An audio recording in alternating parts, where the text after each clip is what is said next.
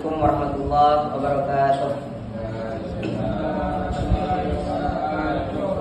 Baik, pada video kali ini saya akan membahas 16 judul dari mata kuliah studi Al-Quran yang akan saya bahas satu persatu. Judul pertama ialah mengenai tentang pengertian Al-Quran. Baik, Al-Quran itu berasal dari bahasa Iqra yang berarti bacaan. Namun di dalam arti bacaan tersebut dianjurkan kepada umat Islam untuk membaca Al-Quran. Sebagaimana yang disabdakan oleh baginda Rasulullah SAW, Iqra'ul Quran fa innahu ya'ti yaumal qiyamah syafi'an li ashabi. Yang berarti baca oleh Al-Quran karena sesungguhnya Al-Quran bisa memberi syafaat kepada orang yang membacanya. Namun di dalam bentuk masdarnya itu terdapat kata tartilan yang berarti membaca secara tartil. Jadi ketika kita membaca Al-Quran itu harus secara tartil, sebagaimana yang disampaikan warattil Al-Quran yang tartila, baca Al-Quran dalam secara tartil. Ulang pertama. Masuk pada pembahasan yang kedua, yaitu mengenai tentang sejarah Al-Quran. Jadi sejarah Al-Quran ini terjadi ketika umur baginda Rasulullah SAW berumur 40 tahun, di mana disitulah pertama kali Al-Quran diturunkan. Kemudian masuk kita pada pembahasan yang ketiga mengenai tentang sejarah penulisan dan pembukaan Al-Quran, di mana sejarah penulisan dan pembukaan Al-Quran ini terjadi pada masa para sahabat. Namun dibukukan dan dikumpulkan pada masa sahabat Utsmani. Disitulah Al-Quran terkumpul menjadi mushaf. Kemudian masuk kita pada pembahasan yang keempat mengenai tentang Al-Quran sebagai sumber hukum dan landasan utama dalam sistem hukum Islam. Di dalam hukum Islam, Al-Quran merupakan hukum yang pertama ataupun hukum yang paling tertinggi di antara hukum. Meskipun ada beberapa urutan hukum, diantaranya hadis, ijma dan qiyas. Namun Al-Quran ini merupakan hukum yang paling tertinggi.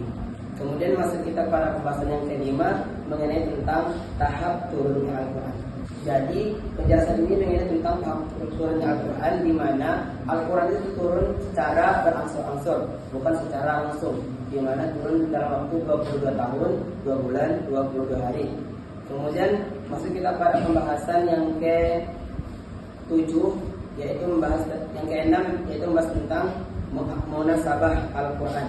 Maksud munasabah Al-Quran ini adalah banyak beberapa ulama berpendapat di mana di dalam beberapa ayat itu ada kaitan atau persamaan ayat tersebut.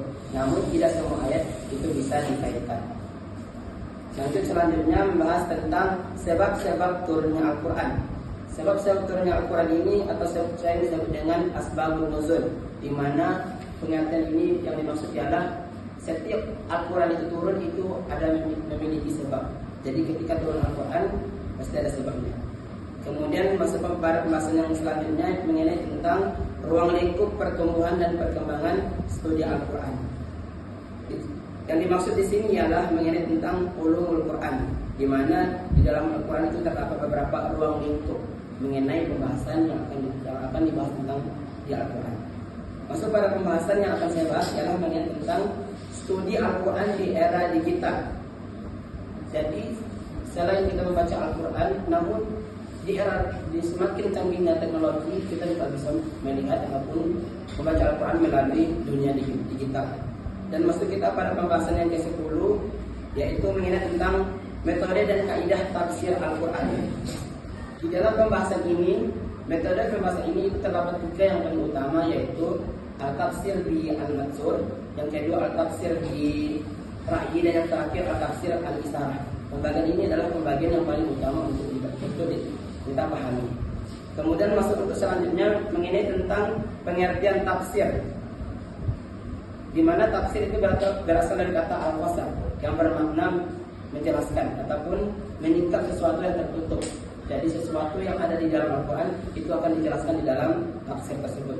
Kemudian masuk kita pada pembahasan yang akan saya bahas ialah yaitu perkembangan tafsir di era, yaitu sumber tafsir. Sumber tafsir di dalam buku yang telah dikumpulkan itu terbagi menjadi 3: tafsir Al-Quran dengan Al-Quran, tafsir Al-Quran dengan Sunnah, dan tafsir Al-Quran qaul bil sahabat, yaitu dengan sahabat. Kemudian masuk pada pembahasan selanjutnya, yaitu mengenai tentang konsep pendidikan karakter dalam Al-Quran. Di dalam pendidikan ini terdapat beberapa pendidikan yang membuat seseorang itu teratur ataupun hidupnya semakin baik karena dengan adanya Al-Quran. Dan masuk kita pada pembahasan yang selanjutnya mengenai tentang Makkiyah dan Madaniyah. Di dalam surah Makkiyah dan Madaniyah ini yang paling utama ialah di mana surah Makkiyah itu diturunkan ke kota Makkah dan surah Madaniyah itu diturunkan ke kota Madinah. Dan Makkiyah adalah ayat-ayat yang pendek dan Madaniyah adalah ayat-ayat yang panjang.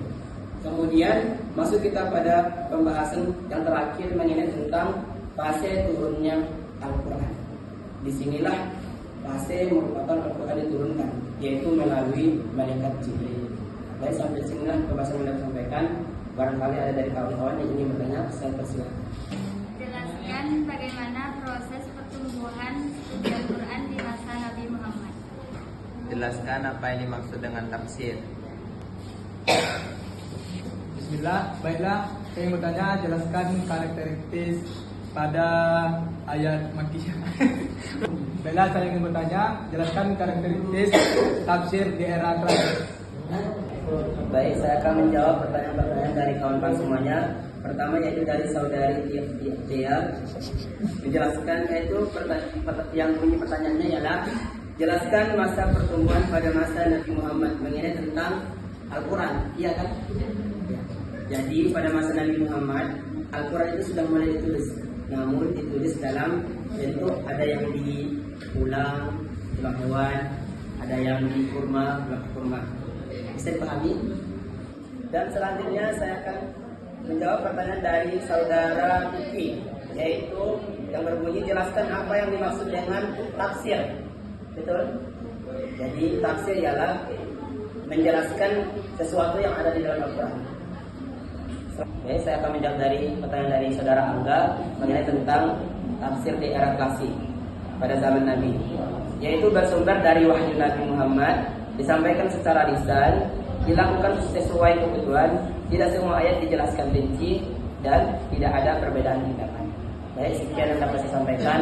Lebih dan kurang saya mohon diberi maaf. Yang baik datangnya dari Allah dan yang salah datangnya atas kehilapan saya sendiri.